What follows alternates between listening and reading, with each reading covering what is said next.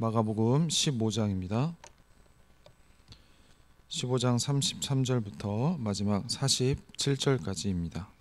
성도 여러분, 오늘 말씀은 크게 두 단락으로 나눌 수 있습니다. 첫 번째 단락 33절부터 41절은 예수님의 죽음에 대해서, 그리고 두 번째 단락 42절부터 47절은 예수님의 장례에 대해서 설명하고 있습니다. 먼저 33절, 34절을 보시면 제6시가 되매 온 땅에 어둠이 임하여 제9시까지 계속하더니 제9시에 예수께서 크게 소리 지르시되 엘리 엘리 라마 사막다니 하시니 이를 번역하면 나의 하나님 나의 하나님 어찌하여 나를 버리셨나이까 하는 뜻이라. 예수님은 제3시, 그러니까 오전 9시에 십자가에 못 박히신 후에도 줄곧 조롱을 받으셨습니다. 그리고 제6시, 그러니까 정오가 되자 온 땅에 어둠이 내려앉기 시작해서 제9시, 오후 3시까지 이어집니다. 마가는 이 3시간 동안 어둠이 지속될 때 무슨 일이 있었는지에 대해서는 침묵하고 있습니다. 그렇게 하나님의 아들이신 예수님이 그렇게 인간의 손에 죽어가고 있습니다. 예수님의 죽음은 생명이 사망에, 그리고 빛이 어둠에 삼켜지는 과정들입니다. 예수님이 마지막 절규를 내뱉으시는데 엘리 엘리 라마 사막다니입니다. 마가는 이 아람어 절규를 친절하게 번역해 주고 있습니다. 나의 하나님 나의 하나님 어찌하여 나를 버리셨나이까. 이것은 시편 22편 1절을 인용한 것입니다. 직접 인용보다는 마가가 아람어로 이렇게 번역한 것으로 추정이 됩니다.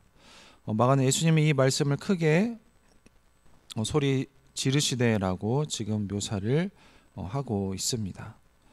3시간 동안 십자가에서 물과 피를 쏟았을 예수님이 과연 그렇게 힘차게 외치실 수 있었을까? 예수님은 마지막으로 전심전력을 다해 지금 하나님을 부르셨습니다. 놀랍게도 자신이 하나님 아버지로부터 지금 버림받음에 대한 절규인 것입니다. 이렇게 예수님의 죽음은 인류 역사가 증언하듯 바로 하나님과의 단절을 의미합니다. 아들 예수님에게 죽음은 이 아버지 하나님과의 단절이었기 때문에 그보다 큰 고통은 없습니다. 이 아들의 죽음은 하나님의 허락 없이는 불가능한 것입니다. 이때 어떤 사람들이 예수님의 외침을 듣고 그가 엘리야를 부른다고 생각했습니다. 그런데 이것은 엘리와 그리고 엘리야를 분간하지 못했던 것으로 보입니다. 그들의 신앙은 이 종말에 엘리야가 온다고 믿었기 때문입니다. 또한 그 중에 한 사람이 해면이라고 하는데요, 스펀지라고 볼 수가 있습니다. 이 해면에 신포도주를 적셔 긴 갈대에 달아 예수님의 입에 댑니다. 이것은 시편 69편 바로 21절에 대한 성취입니다. 엘리야가 와서 사람들은 엘리야가 와서 예수님을 내려줄지 가만두고 보자고 말을 하고 있습니다. 이것은 앞서 종교 지도자들의 조롱과 맥을 같이 하고 있는 것을 볼 수가 있습니다. 예수님의 마지막 절규를 최대한 힘껏 내뱉으신 후에 예수님께서는 숨을 거두셨습니다. 우리는 사복음서를 조합해 보면 이 예수님의 마지막 절규는 모든 사역을 완성하는 다 이루었다일 수도 있고, 또는 하나님을 끝까지 신뢰하는 아버지 내 영혼을 아버지 손에 부탁하나이다 일 수도 있습니다. 마가는 이 마지막 비명을 예수님의 죽음으로 지금 묘사를 하고 있습니다. 또한 마가는 이 예수님의 운명과 동시에 현장과 무관한 곳에서 일어난 독특한 현상 하나를 소개하고 있습니다. 38절인데요. 이에 성소 휘장이 위로부터 아래까지 찢어져 둘이 되니라. 같은 시각 성소 안 휘장이 위에서부터 아래로 찢어진 것입니다. 휘장은 성전 입구 이 바깥 휘장과 성소 내 지성소를 분리하는 바로 안쪽 휘장이 있습니다. 그런데 여기서 찢어진 휘장은 바로 이 안쪽 휘장을 가리키는 것입니다. 휘장이 위에서 아래로 찢어졌다는 것은 사람이 아닌 바로 하나님에 의한 사건임을 의미합니다. 이것은 진정한 성전의 성취라고 볼 수가 있습니다.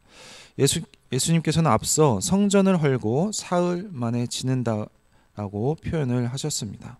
성전이 예수님으로 진정한 참 성전이 성취됨으로써 오직 예수님을 통해서 하나님께 나갈 수 있게 되었다는 것을 보여주는 말씀입니다. 마가복음 독자들은 본 사건으로 새로운 성전 신앙을 더욱 확고히 했을 것입니다.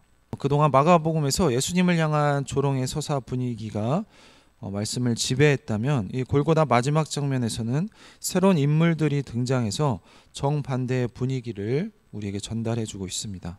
39절부터 41절입니다. 예수를 향하여 섰던 백부장이 그렇게 숨지심을 보고 이르되 이 사람은 진실로 하나님의 아들이었도다 하더라. 멀리서 바라보는 여자들도 있었는데 그 중에 막달라 마리아와 또 작은 야고보 요새의 어머니 마리아와 또 살로메가 있었으니 이들은 예수께서 갈릴리에 계실 때 따르며 섬기던 자들이요 또 이에 예수와 함께 예루살렘에 올라온 여자들도 많이 있었더라. 먼저 십자가 처형식을 감독했을 로마의 백부장이 등장하고 있습니다. 성소 휘장이 찢어진 후에 첫 번째로 등장하는 인물이 이방인 백부장이라는 점이 굉장히 의미심장합니다. 이 이방인 백부장은 예수님의 형 집행 책임자로서 십자가 처형식을 처음부터 끝까지 전체를 목격했으며 무엇보다도 맞은편에 서서 예수님의 운명의 순간을 자세히 주목할 수 있었습니다. 자, 그런 사람의 입술에서 이 사람은 진실로 하나님의 아들이었다는 놀라운 신앙 고백이 나오고 있습니다. 거의 마가복음 전체 서사를 관통하며 특히 이 수미상관으로 아우르는 중요한 신앙 고백입니다. 십자가에 무기력하게 달려 죽은 예수님이 하나님의 아들이라는 것은 결코 지금 조롱이나 비아냥이 아닙니다. 이 로마 군인인 백부장에게 신의 아들은 오로지 자신이 충성을 맹세한 한 사람인 바로 로마 황제 카이사르 뿐입니다. 그렇기 때문에 그러한 이 로마 군인의 고백에 바로 진실성이 무겁게 실려 있다는 것입니다. 좀 더 멀리 떨어져 있던 또 다른 목격자들이 오늘 본문에서 등장하는데 그들은 바로 여인들입니다. 그중 막달라 마리아, 작은 야고보와 요새의 어머니 마리아, 살로메가 오늘 본문에 특별히 소개되고 있습니다. 자, 이들을 따로 언급하는 이유는 갈릴리로부터 따라온 대표적인 여인들이었기 때문일 것입니다. 마가는 이처럼 골고다의 목격자들을 남자와 또 여자, 또 이방인과 유대인을 소개하면서 독자들이 생생한 골고다 현장을 실체적인 진실에 접근할 수 있도록 돕고 있습니다. 역설적이게도 마가는 당시 유대 사회에서 목격자로서는 가장 신뢰성이 낮은 이방인과 그리고 여인들을 통해서 예수님의 하나님의 아들 되심을 지금 증언하고 있는 것입니다. 자, 이들은 앞선 이 거짓 유대 종교 지도자들의 증인들과 대조되는 것입니다. 계속해서 마지막 42절부터 47절 단락입니다. 이날은 준비일 곧 안식일 전날이므로 저물었을 때 아리마대 사람 요셉이 와서 당돌이 빌라도에게 들어가 예수의 시체를 달라 하니 이 사람은 존경받는 공회원이요 하나님의 나라를 기다리는 자라. 빌라도는 예수께서 벌써 죽었을까 하고 이상히 여겨 백부장을 불러 죽었는지 오래냐 묻고 백부장에게 알아본 후에 요셉에게 시체를 내주는지라. 요셉이 세마포에 사서 예수를 내려다 그곳으로 싸서 바위 속에 판 무덤에 넣어두고 돌을 굴려 무덤 문에 놓음에 막달라 마리아와 요새의 어머니 마리아가 예수 둔 곳을 보더라. 이제 안식일이 한 3시간 정도밖에 남지 않았을 때입니다. 예수님의 마지막 장례는 이 아리마대 사람 요셉이라는 새로운 인물이 맡았습니다. 그는 존경받는 사내들인 공회원이며 하나님의 나라를 기다리는 신실한 사람이라고 소개를 하고 있습니다. 이것은 당시 종교 지도자들의 그룹인 이 사내들인 공회원들의 비신앙적인 모습과 대조되고 있는 모습입니다. 이 아리마대 사람 요셉은 총독 빌라도에게 나아가서 당돌이 나아가 예수님의 지금 시체를 요구하고 있습니다. 6월절 그러니까 대명절 이 안식일을 앞두고 시체를 가까이 한다는 것은 스스로 부정하게 해서 명절을 제대로 지킬 수 없는 당시의 반율법적인 행위인데도 주저하지 않고 있습니다. 이것은 하나님의 나라를 기다리는 경건한 유대인으로서 또한 유대인이자 선지자인 예수님의 장례를 치러주는 것이 옳다고 그는 판단했을 것입니다. 물론 아리마대 사람 요셉도 이 안식일법을 지키려고 애썼을 것입니다. 그의 인생 가운데 어느 시점에 그가 예수님에게서 감명을 받았는지, 그래서 예수님을 믿게 되었는지 정확히는 알 수 없습니다. 그 후에 빌라도에게 지극히 사적으로 이 예수님의 시체를 요구한 것은 이 아리마대 사람 요셉의 종교적인 지위와 이런 사회적인 관계를 고려하면 충분히 당돌이 요구할 수 있는 위치였던 것 같습니다. 자, 그래서 빌라도가 형 집행 책임자였던 이방인 백부장을 소환을 합니다. 대개 십자가 위의 죄수들은 하루를 넘게 생명을 붙들고 있다고 합니다. 그리고 길게는 2, 3일 정도 생명을 유지하다가 질식사로 죽는다고 합니다. 자, 요셉의 요청에 빌라도는 예수님이 벌써 죽었을지를 지금 의심스러워하면서 백부장을 통해 예수님의 죽음을 확인하고 있습니다. 그리고 공회원 이 요셉에게 그 시체의 인계를 허락하고 있습니다. 백부장은 확인한 후에 시체를 넘겼고 요셉은 직접 십자가에 달린 예수님의 몸을 내렸습니다. 그리고 미리 구입한 세마포로 예수님의 몸을 감싼 후에 무덤으로 옮깁니다. 자, 여기에서 마가는 이 무덤의 소유주를 밝히지 않습니다. 그런데 이 무덤은 마태복음을 보면 바로 이 아리마대 사람 요셉이 자신을 위해 마련해둔 바로 그 돌 무덤이었습니다. 요한복음에서 요한은 장례 절차에 또 다른 공회원인 이 니고데모가 동석한 것으로 보고를 하고 있습니다. 자, 이렇게 예수님의 장례는 조용하고 신속하게 진행이 되었습니다. 요셉은 예수님의 몸을 안치한 후에 돌을 굴려 무덤을 완벽하게 닫았습니다. 자, 이 장면을 멀찍이서 지켜보는 또 다른 목격자들이 있었는데 그 사람은 바로 막달라 마리아와 요새의 어머니 마리아입니다. 이런 무덤의 위치를 정확히 확인한 이 두 여인은 안식 후 첫날, 바로 이 부활절이죠. 이 부활의 첫 증인이 될 것입니다. 성도 여러분, 오늘 말씀 통하여서 우리는 첫 번째로 예수님의 고통에 대해서 알 수가 있습니다. 예수님의 육체적인 고통은 예수님은 십자가에 6시간 매달려 있다가 돌아가셨습니다. 하지만 예수님의 더 큰 고통은 예수님은 십자가에서 모든 사람의 죄를 대신해 하나님과의 이 단절의 심판을 지금 현재 경험하고 있는 것입니다. 부터 임한 이 어둠과 엘리 라마 사막단이라는 이 예수님의 절규는 이러한 상황을 암시하고 있습니다. 예수님의 십자가는 누구도 대신할 수 없는 이 아들 하나님, 성자 하나님만이 행할 수 있는 바로 유일한 구원 과정입니다. 또한 오늘 본문에서 성소의 휘장이 찢어진 것을 확인할 수가 있습니다. 지성소는 하나님의 임재가 있다고 여겨지는 곳이었기 때문에 누구도 함부로 들어갈 수 없는 곳입니다. 1년에 단 한 번 대속죄일 날 대제사장만 단 한 번 들어간 곳입니다. 자, 그곳이 예수님의 죽음과 함께 그곳을 가리고 있던 휘장이 찢어졌습니다. 하나님께 갈 수 있는 길이 열렸다는 말입니다.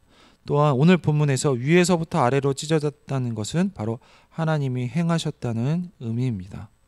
십자가에서 이 대속의 과정이 끝났다는 뜻이며 이제 예수님을 믿는 누구든지 바로 하나님과의 새로운 관계가 열렸다는 말입니다. 한 측면에서 십자가는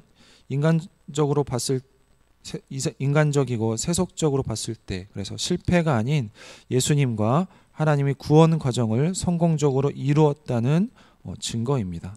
오늘 본문에서 이방인 백부장의 신앙 고백이 나옵니다.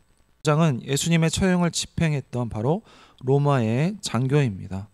이러한 모든 과정을 다 보았을 바로 증인입니다. 그러한 증인이 예수님을 하나님의 아들로 인정했다는 것은 예수님이 무죄하다는 것을 의미하며 십자가를 통해 예수님의 참 정체성을 알게 되었다는 것을 말해주고 있습니다. 성소 휘장의 찢어짐과 이러한 백부장의 고백을 연결하면 십자가는 예수님의 정체성을 바로 아는 열쇠이자 예수님의 사역의 결과를 경험할 수 있는 방법임을 알 수가 있습니다. 자, 오늘 본문에 또한 많은 증인들이 나오고 있습니다. 그 중에 특별히 살로메를 살펴보면 그녀는 예수님의 이모이자 그리고 세베대의 아내이며 또한 야고보와 바로 요한의 어머니입니다. 이 마태복음 20장 21절에 의하면 살로메는 자기 아들들을 예수님의 좌우편에 앉게 해달라고 요청을 했습니다. 또한 마가복음 10장 37절에는 야고보와 요한이 그 요청을 했다고 말을 하고 있습니다. 이것은 모자들이 같이 요청했다는 것입니다. 그러나 지금 그녀는 예수님의 죽음의 현장에 있습니다. 자신이 요청한 것이 얼마나 그릇된 것인지 나중에 알게 되었을 것입니다. 얼마 후에 예수님의 부활을 알게 되었을 때 그녀는 더 이상 세상 영광에 마음을 두지 않았을 것입니다. 성도 여러분, 우리도 십자가의 사랑과 그리고 부활의 은혜를 경험한 성도들이며 그리고 부활의 증인들입니다. 우리가 하나님에게 요청하는 것들이 오늘 본문에 나온 살로메처럼 세상에 필요한 이 유한한 것들만 있다면 우리는 십자가와 부활의 증인이 아닙니다. 우리가 구하는 것이 세속적인 것, 세상적인 것을 구하는 것이 아니라 영원한 것, 그리고 하늘의 것을 구하는 우리 모든 성도님들이 되시길 주님의 이름으로 축원드립니다. 기도하겠습니다. 하나님 감사합니다. 오늘 말씀 통하여서 예수님께서 죄인인 우리를 구원하기 위해서 십자가에서 죽으시는 장면을 보았습니다. 하나님, 육체적인 고통도 하나님 정말 고통스러웠겠지만 오늘 말씀 통하여서 엘리알리 라마 사막다니 나의 하나님 어찌하여 나를 버리셨나이까, 하나님과의 단절을 더욱 고통스러워하는 것을 보았습니다. 하나님, 이렇게 우리를 구원하기 위해서 그 모든 고통을 감내하신 예수 그리스도의 사랑을 기억하는 우리 모든 성도님들이 다 될 수 있도록 도와주시옵소서. 하나님, 그러한 구원의 과정을 통하여서 하나님 이 성소 휘장이 위에서부터 아래로 찢어지는 것을 보았습니다. 하나님, 그 전에 죄인인 우리가 하나님께 다가갈 수 없는 그런 존재들이 이제는 예수님을 믿는 누구든지 하나님께 나아갈 길이 열렸다는 것을 하나님 오늘 본문에서 말을 하고 있습니다. 특별히 위에서부터 아래로 찢어졌다는 것은 하나님께서 하셨다는 것을 보여주는 말씀이었습니다. 하나님, 이제 누구든지 예수 그리스도를 통하여서 하나님께 가까이 가고 하나님 앞에 나아가는 모든 성도님들이 다 될 수 있도록 도와주시옵소서. 하나님, 오늘 십자가의 사건에 많은 증인들이 있었습니다. 이방인 백부장의 이런 고백과 당시의 증인으로서 영향력이 없는 이 여인들의 하나님 증인들이 있었습니다. 하나님, 그 당시 유대 종교 지도자들은 거짓으로 증언을 했지만 오히려 하나님 소외되었던 이방인들과 하나님 여자들이 십자가와 부활의 증인이 되는 것을 볼 수가 있습니다. 예수 그리스도를 믿는 누구든지 하나님 이 부활과 십자가의 증인으로서 살아갈 수 있도록 우리에게 은혜 베풀어 주시옵소서. 증인에 나온 살로메가 하나님 예수님을 제대로 알지 못했을 때 세속적인 것, 그 아들의 하나님 이런 성공과 그런 것들을 구하였다면 하나님, 이제는 십자가의 사건과 부활의 사건을 통하여서 이제는 세속적인 것이 아니라 영원한 것, 하나님 하늘의 것을 구하는 그런 증인의 삶을 산 것처럼 하나님, 우리도 믿는 성도로서 하나님의 것을 더욱 구하는 우리 모든 성도님들이 다 될 수 있도록 하나님 인도하여 주시옵소서. 감사드리며 예수님의 이름으로 기도드렸습니다. 아멘.